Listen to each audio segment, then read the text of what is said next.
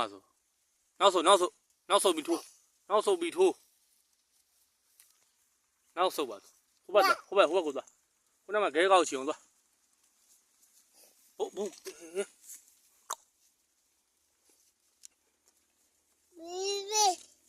နင်းရှိတယ်အဲ့မှာပဲနေရှိမတိုးနဲ့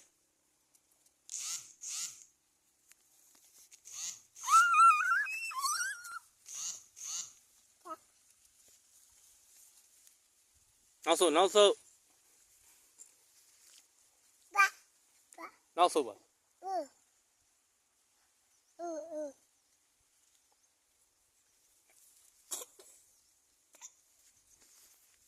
ငါးရှိငါး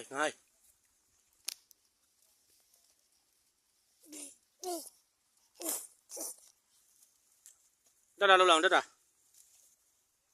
လောက်လောင်တက်တာဟော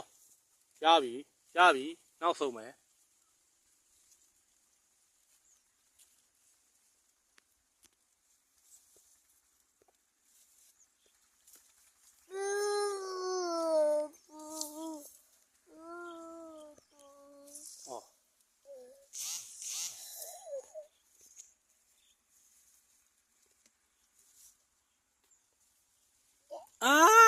ငါ့ကိုလှုပ်တယ်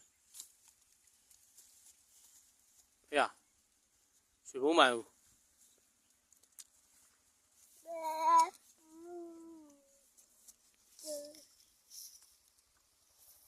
နောက်ဆုပ်ကနန်းတို့ကြီးရလား